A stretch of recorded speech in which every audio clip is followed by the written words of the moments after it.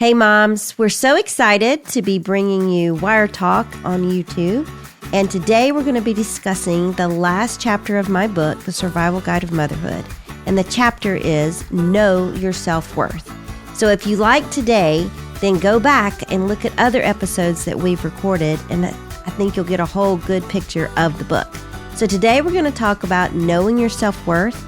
I'm going to talk about why that's so important. And of course, we're going to give you tangible, practical things that you can apply to your life starting today. All right, hope you sit back and enjoy.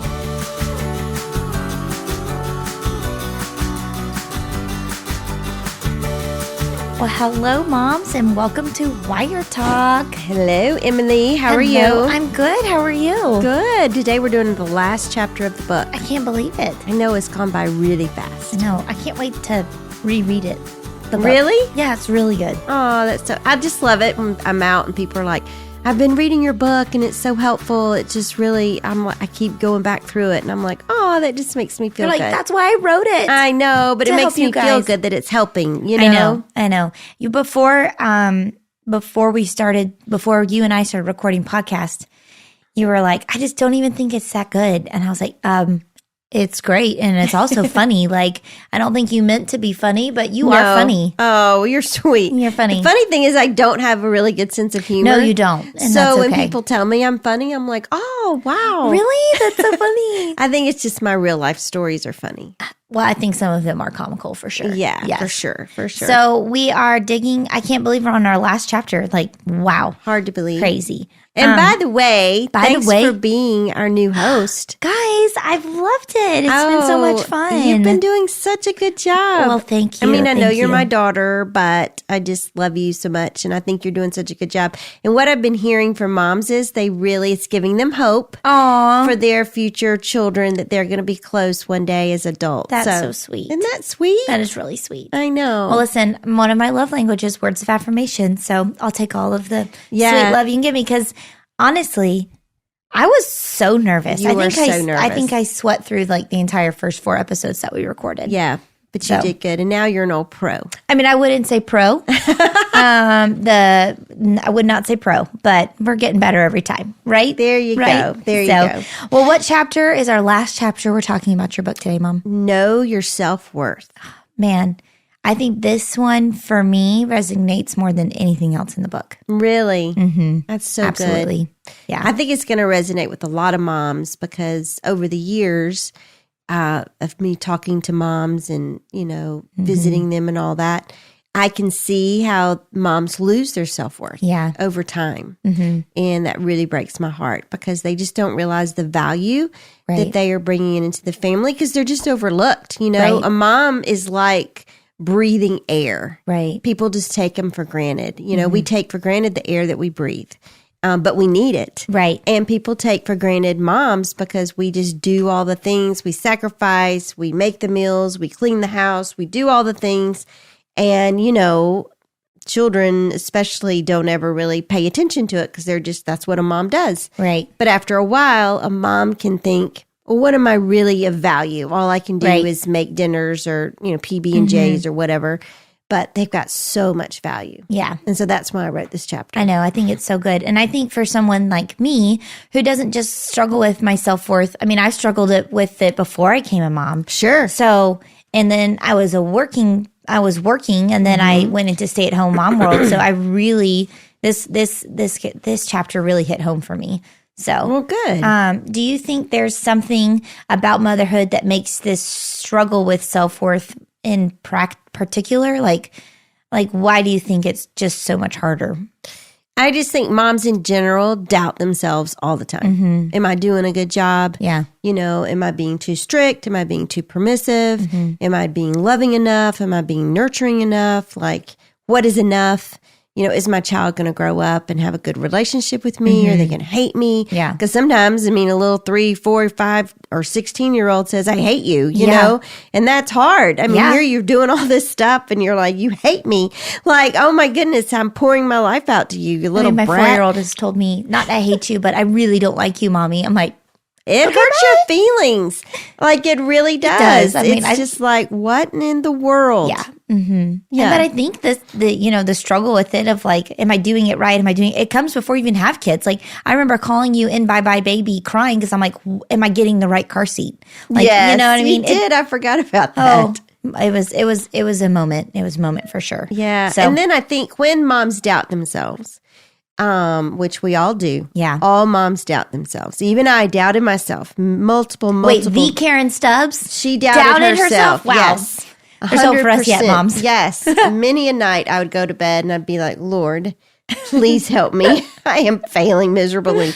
But when we doubt ourselves, we start looking around and we start comparing and we start looking and saying like, goodness, she's doing that and she's doing that and I'm not doing that. So therefore I'm not as good as this. So therefore I'm not a good mom. And that's not true. That's not true. It's not true. Well, I think you talk about the comparing is never good. Mm-hmm. So, but you start reading that in your book, chapter 10. So let's dig in.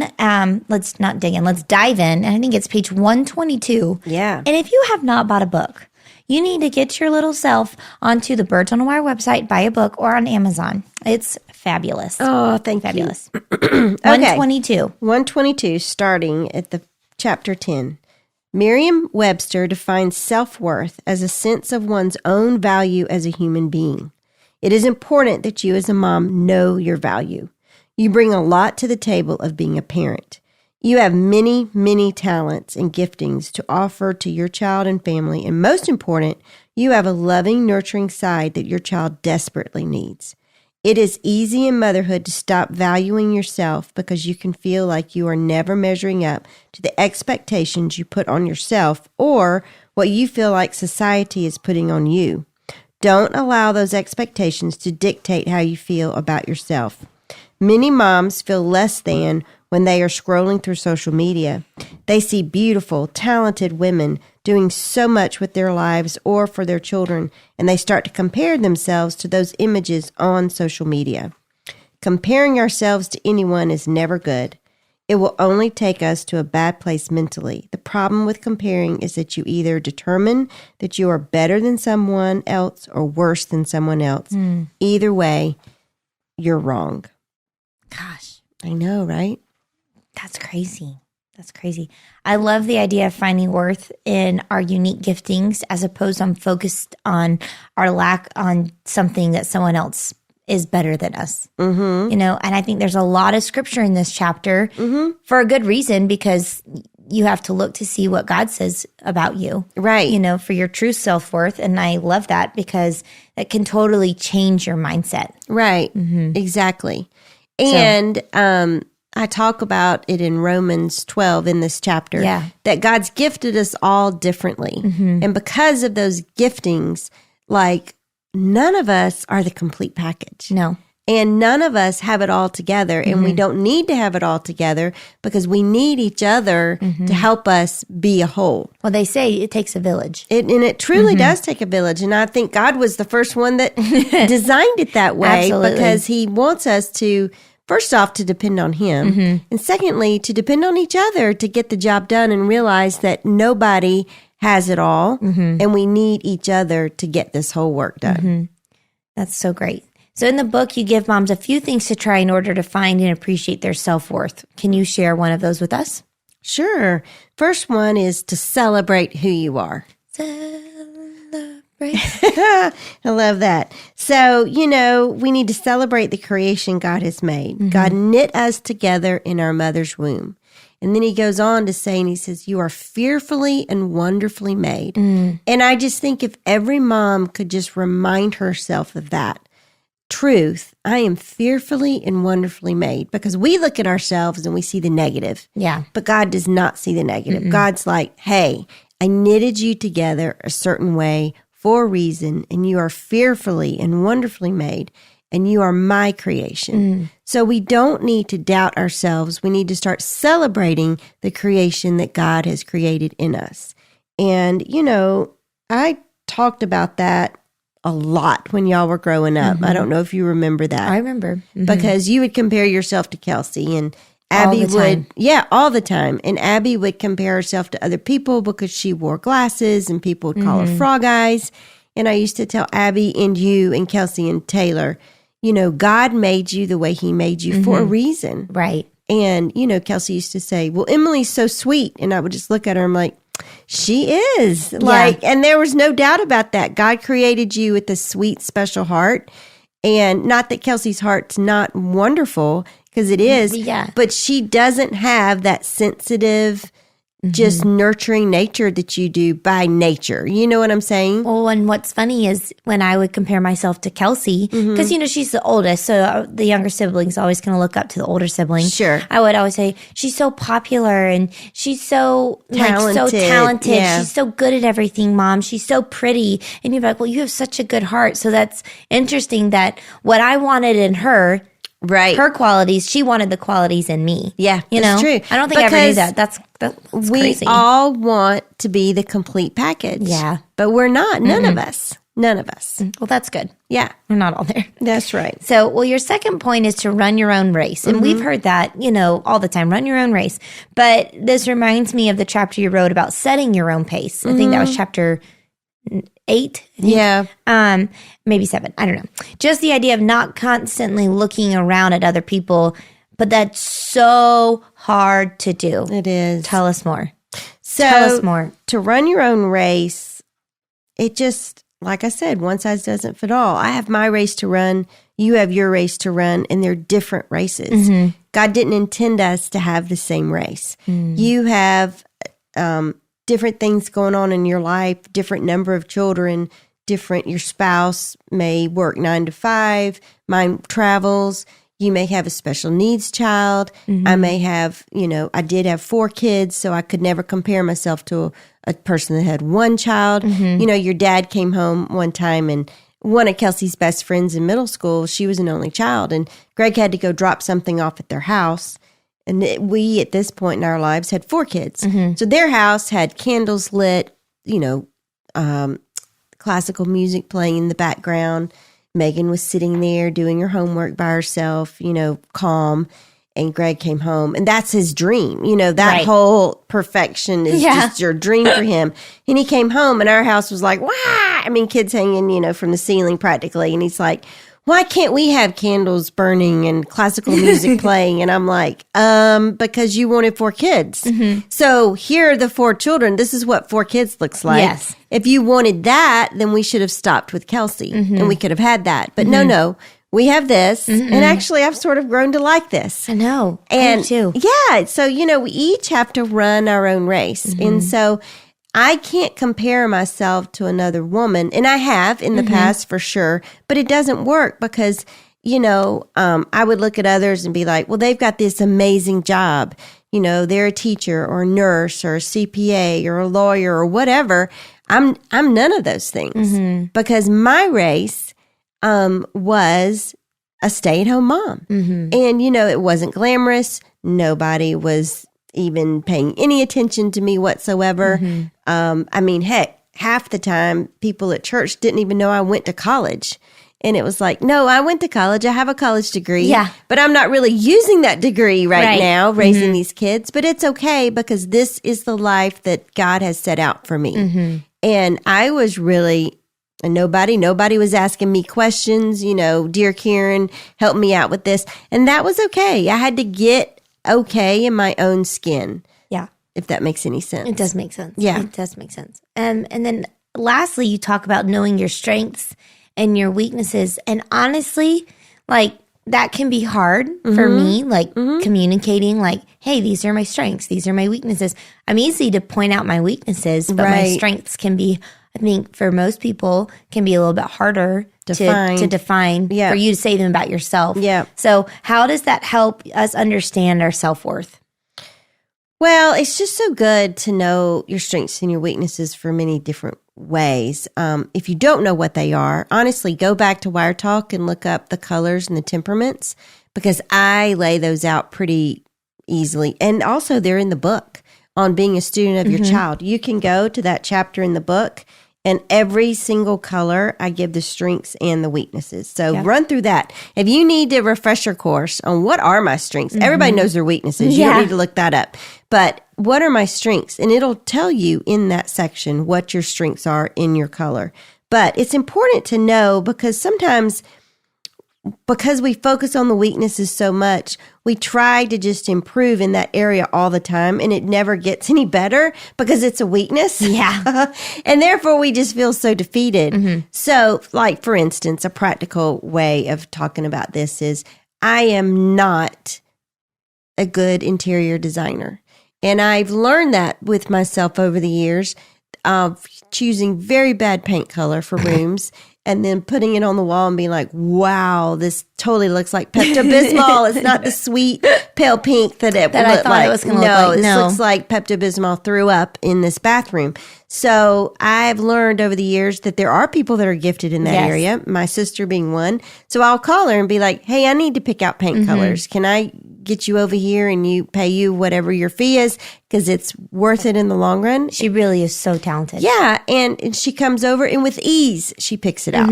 You know, I have other friends, Miss Carla, you know her, that is so very talented in pulling out sticks and dirt and rocks and making it be in a masterpiece, Truly. centerpiece. Truly. I pull out sticks, dirt, and rocks. And it looks like sticks, dirt, and mud. It just whatever you looks said. terrible. So, but, you know, same thing. I've got a friend, Miriam, and she's so good with numbers, and she's one of our CPAs that we use with Birds on a Wire. She's so talented, and she will sit there and she'll say, I just love this stuff so much. And I'm glossy-eyed. Like, I don't even understand what she's talking about, you know, and I'm just like, bottom line, do we have money?